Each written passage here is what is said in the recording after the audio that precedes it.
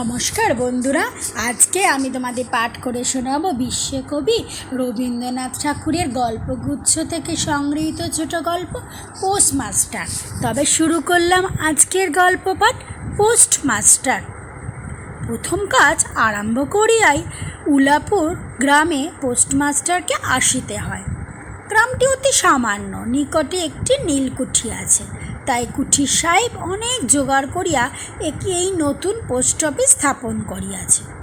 আমাদের পোস্টমাস্টার কলিকাতার ছেলে। জলের মাছকে ডাঙায় তুলিলে যেরূপ হয়, এই গণ্ডগ্রামের মধ্যে আসিয়া পোস্টমাস্টারের এই দশা উপস্থিত হইয়াছে। একখানি অন্ধকার আটচালার মধ্যে তাহার অফিস, অদূরে একটি পানাপুকুর, তাহারই চারিপারে জঙ্গল। কুঠির গোমস্তা প্রভৃতি যে সকল কর্মচারী আছে, তাহাদের ফুরসত প্রায় নাই এবং তাহার ভদ্রলোকের সহিত মিশিবার উপযুক্ত নহে। বিশেষত কলকাতার ছেলে ভালো করিয়া মিশিতে জানে না। অপরিচিত স্থানে গেলে হয় উদ্ধত, হয় অপ্রতিভূত হইয়া থাকে। এই কারণে স্থানীয় লোকের সহিত তার মেলামেশা হয়ে ওঠে না। অথচ হাতে অধিক কাজ নাই। কখনো কখনো দু একটা ছোট কবিতা লিখিতে চেষ্টা করেন।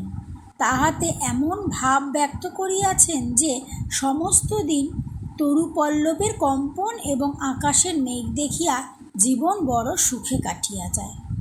কিন্তু অন্তর্যামী জানেন, যদি আরব্য উপন্যাসের কোনো দৈত্য আসিয়া এক রাত্রের মধ্যে এই শাখাপল্লব সমেত সমস্ত গাছগুলিয়ে কাটিয়া পাকা রাস্তা বানিয়া দেয় এবং সারি সারি অট্টালিকা আকাশের মেঘকে দৃষ্টিপথ হইতে রুদ্ধ করিয়া রাখে, তাহা হইলে এই আধমরা ভদ্র সন্তানটি পুনশ্চ নবজীবন লাভ করিতে পারে। পোস্টমাস্টারের বেতন অতি সামান্য, নিজে রাঁধিয়া খাইতে হয়।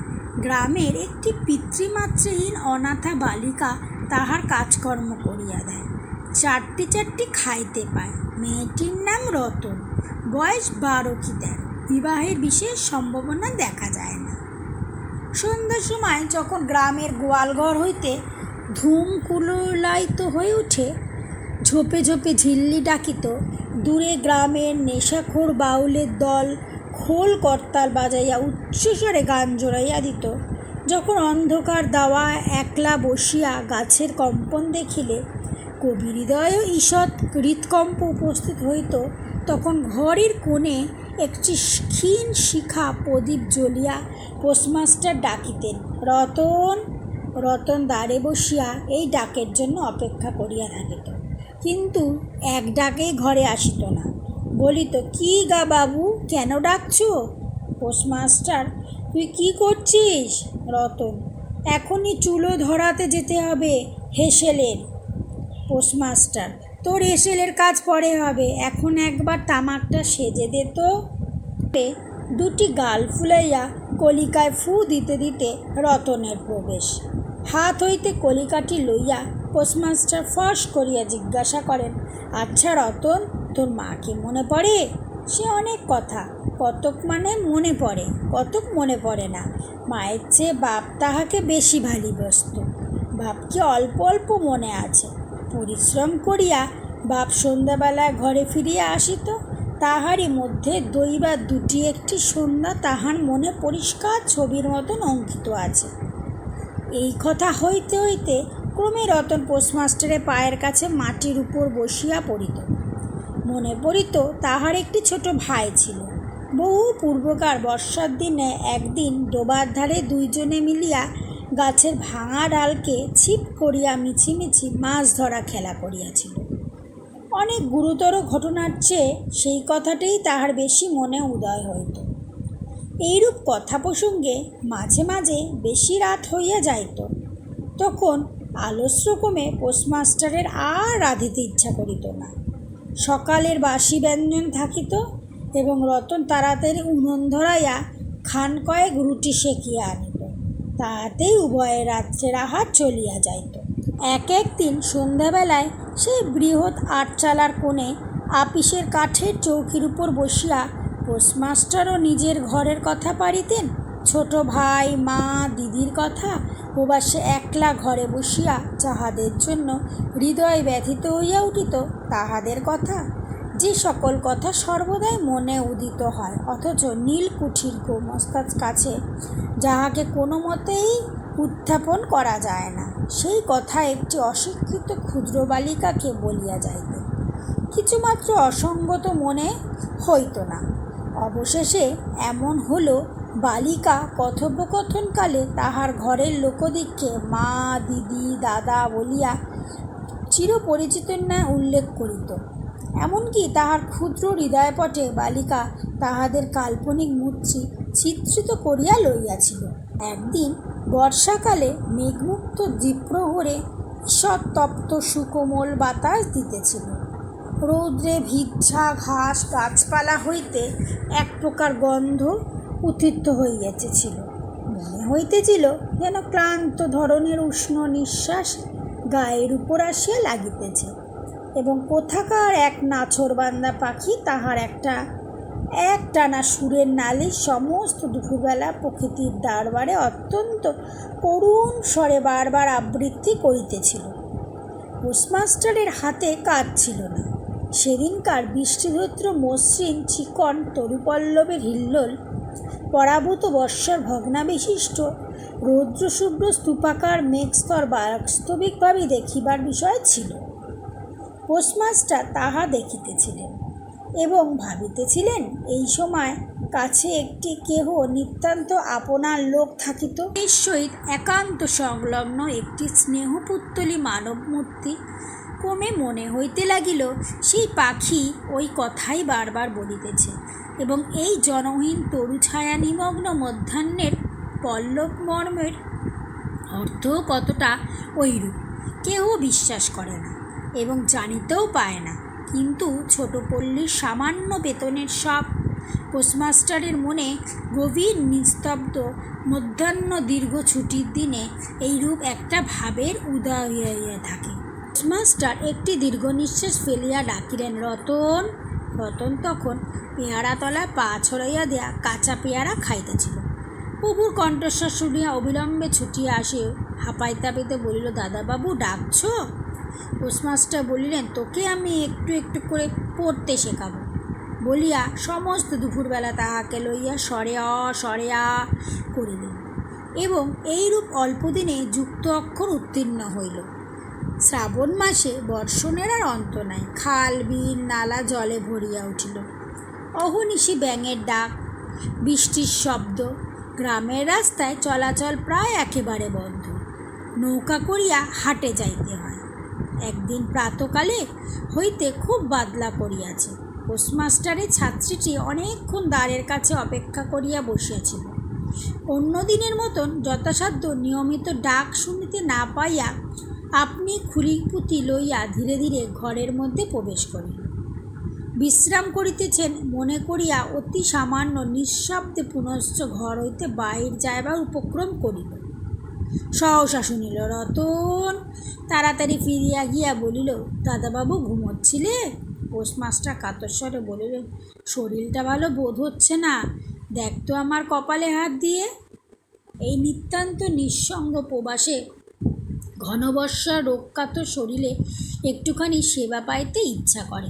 তপ্ত ললাটের উপর শাখা পড়া কোমল হস্তের স্পর্শ মনে পড়ে। এই ঘোর প্রবাসে রোগযন্ত্রণায় স্নেহময়ী নারীরূপে জননী ও দিদির পাশে বসিয়া আছেন, এই কথা মনে করিতে ইচ্ছা করে, এবং এস্থলে প্রবাসীর মনের অভিলাষ ব্যর্থ হইল না। বালিকা রতন আর বালিকা রইল না। সেই মুহূর্তে সে জননীর পদ অধিকার করিয়া বসিল। বৈদ্য ডাকিয়া আনিল, যথাসময়ে বটিকা খাওয়াইল, সারা রাত্রি শিয়রে জাগিয়া রইল। আপনি পথ্য বাঁধিয়া দিল এবং শতবার করিয়া জিজ্ঞাসা করল, হাগো দাদাবাবু, একটুখানি ভালো বোধ হচ্ছে? বহুদিন পরে পোস্টমাস্টার ক্ষীণ শরীরে রোগশয্যা ত্যাগ করিয়া উঠিলেন। মনে মনে স্থির করিলেন, আর নয়, এখান হইতে কোনো মতে বদলি হইতে হইবে। স্থানীয় অস্বাস্থ্যের উল্লেখ করিয়া তৎক্ষণাৎ কলিকাতায় কর্তৃপক্ষের নিকট বদলি হইবার জন্য দরখাস্ত করিলেন। রোগসেবা হইতে নিষ্কৃতি পাইয়া রতন দ্বারের বাহিরে আবার তাহার স্বস্থান অধিকার করিল, কিন্তু পূর্বপদ আর তাহাকে ডাক পড়ে না। মাঝে মাঝে উঁকি মারিয়া দেখে পোস্টমাস্টার অত্যন্ত অন্যমনস্কভাবে চৌকিতে বসিয়া অথবা খাটে শুইয়া আছে। রতন যখন আহ্বান প্রত্যাশা করিয়া বসিয়া আছে, তিনি তখন অধীর চিত্তে তাহার দরখাস্তের উত্তর প্রতীক্ষা করিতেছেন। বালিকা দ্বারের বাহিরে বসিয়া সহস্রবার করিয়া তাহার পুরনো পড়া বলিল, পাছে সে যেদিন সহসা ডাক করিবে সেদিন তাহার যুক্ত অক্ষর সমস্ত গোলমাল হইয়া যায়, এই তাহার একটা আশঙ্কা ছিল। অবশেষে সপ্তাহখানেক পরে একদিন সন্ধ্যেবেলায় ডাক পড়িল। উদ্বেলিত হইয়া রতন গৃহের মধ্যে প্রবেশ করিয়া বলিল, দাদাবাবু আমাকে ডাকছিলে? মাস্টার বলিলেন, রতন, কালই আমি যাচ্ছি। রতন, কোথায় যাচ্ছ দাদাবাবু? পোস্টমাস্টার, বাড়ি যাচ্ছি। রতন, কবে আসবে? পোস্টমাস্টার, আর আসবো না। রতন আর কোনো কথা জিজ্ঞাসা করিল না। পোস্টমাস্টার আপনি তাহাকে বলিলেন তিনি বদলির জন্য দরখাস্ত করিয়াছিলেন, দরখাস্ত নামঞ্জুর হইয়াছে, তাই তিনি কাজে জবাব দিয়া বাড়ি যাইতেছেন। অনেকক্ষণ আর কেউ কোনো কথা কহিল না।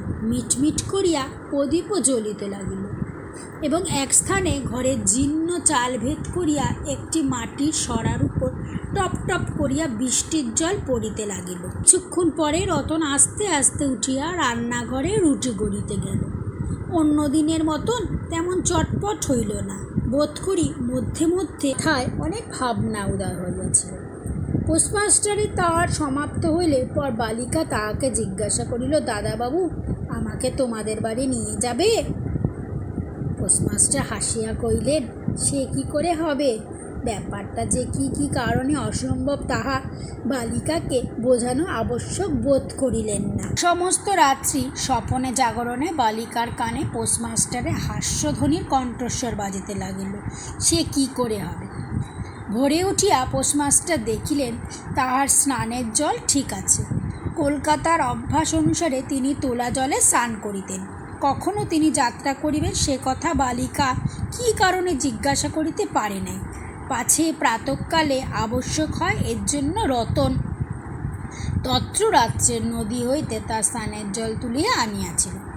স্নান সমাপন হইলে রতনের ডাক পড়িল। রতন নিঃশব্দে গৃহে প্রবেশ করিল এবং আদেশ প্রতীক্ষায় একবার নীরব প্রভুর মুখের দিকে চাইয়া প্রভু কহিলেন, রতন, আমার জায়গায় যে লোকটি আসিবেন তাকে বলে দিয়ে যাব, তিনি তোকে আমারই মতন যত্ন করিবেন। আমি যাচ্ছি বলে তোকে কিছু ভাবতে হবে না। এই কথাগুলি যে অত্যন্ত স্নেহগর্ভ এবং দয়ার্থ হৃদয় হইতে উত্থিত সে বিষয়ে কোনো সন্দেহ নেই। কিন্তু নারীর হৃদয় কে বুঝিবে? রতন অনেক দিন প্রভুর অনেক তিরস্কার নীরবে সহ্য করিয়াছে, কিন্তু এই নরম কথা সইতে পারিল না। একেবারে উচ্ছ্বসিত হৃদয়ে কাঁদিয়া উঠিল, না না, তোমাকে কাউকে কিছু বলতে হবে না, আমি থাকতে চাই না। পোস্টমাস্টার রতনের এরূপ ব্যবহার কখনো দেখেন নাই, তাই তিনি অবাক হইয়া রইয়া গেলেন। নতুন পোস্টমাস্টার আসিল, তাহাকে সমস্ত চার্জ বুঝাইয়া দিয়া পুরাতন পোস্টমাস্টার গগনমুখ হইল। যাইবার সময় রতনকে ডাকিয়া বলে, রতন, তোকে আমি কিছু কখনো দিতে পারিনি, আর যাবার সময় তোকে কিছু দিয়া গেলাম, এতে তো দিন কয়েক চলে যাবে। কিছু পথখরচা বাদে তাহার বেতনে যত টাকা পাইয়াছিলেন পকেট হইতে বাহির করিলেন। তখন রতন রুমালে ধুলায় পড়িয়া তাহার পা ঝরাইয়া ধরিয়া কহিল, দাদাবাবু, তোমার দুটি পায়ে পড়ি, তোমার দুটি পায়ে পড়ি, আমাকে কিছু দিতে হবে না, তোমার দুটি পায়ে পড়ি, আমার জন্য কাউকে কিছু ভাবতে হবে না বলিয়া এক দৌড়ে সেখান হইতে পলাইয়া গেল। ভূতপূর্ব পোস্টমাস্টার নিঃশ্বাস ফেলিয়া হাতে কার্পেটের ব্যাগ ঝুলাইয়া কাঁধে ছাতা লইয়া মুঠের মাথায় নীল ও শ্বেত রেখার চিত্রিত টিনের পেটুয়া তুলিয়া দিয়া ধীরে ধীরে নৌকা বিমাকে চলিলেন। যখন নৌকায় উঠিলেন এবং নৌকা ছাড়িয়া দিল, বর্ষা বিস্ফোরিত নদীর ধরণী উচ্ছ্বসিত অশ্রুরাশির মতন চারিদিকে ছলছল করিতে লাগিল। হৃদয়ের মধ্যে অত্যন্ত একটা বেদনা অনুভব করিতে লাগিলেন। একটি সামান্য গ্রাম্য বালিকার করুণ মুখচ্ছবি যেন এক বিশ্বব্যাপী বৃহৎ অব্যক্ত মর্মব্যর্থ প্রকাশ করিতে লাগিল। একবার নিতান্ত ইচ্ছা হইল ফিরিয়া যাই, জগতের কোর বিচ্যুত সেই অনাথ খিনিকে সঙ্গে করিয়া লইয়া আসি। কিন্তু তখন পালে বাতাস বইয়াছে, বর্ষার স্রোত খরতর বেগে বইতেছে। গ্রাম অতিক্রম করিয়া নদীকূলের শ্মশান দেখা দিয়েছে। নদী প্রবাহে ভাসমান পথিকের উদাস হৃদয়ে এই তত্ত্বের উদয় হইল, জীবনে এত বিচ্ছেদ, কত মৃত্যু আছে, ফিরিয়া ফল কি? পৃথিবীতে কে কাহার? কিন্তু রতনের মনে কোনো তত্ত্বের উদয় হইল না। সেই পোস্ট অফিসে গৃহের চারিদিকে কেবল অশ্রুজলে ভাসিয়া ঘুরে ঘুরে বেড়াইতেছিল। বোধ করি তাহার মনে ক্ষীণ আশা জাগিতেছিল, দাদাবাবু যদি ফিরিয়া আসে। সেই বন্ধনে পড়িয়া কিছুতেই দূরে যাইতে পারিতেছিল না। হায় বুদ্ধিহীন মানব হৃদয়, ভ্রান্তি কিছুতেই ঘোচে না। যুক্তিশাস্ত্রের বিধান বহু বিলম্বে মাথায় প্রবেশ করে। প্রবল প্রমাণকেও অবিশ্বাস করিয়া মিথ্যা আশাকে দুই বাহুপাশে বাঁধিয়া বুকের ভিতরে প্রাণপণ জড়াইয়া ধরিয়া যায়। অবশেষে একদিন সমস্ত নারী হৃদয় কাটিয়া হৃদয়ের শক্ত শুষিয়া সে পলায়ন করে। তখন চেতনা হয় এবং দ্বিতীয় ভাঞ্চিপাশে করিবার জন্য চিত্ত ব্যাকুল হইয়া উঠিল। আমার গল্প পাঠ এখানেই শেষ হলো। নতুন নতুন গল্প শুনতে যদি ভালো লাগে তাহলে আমার চ্যানেলটাকে সাবস্ক্রাইব করে পাশে থাকবেন। নমস্কার।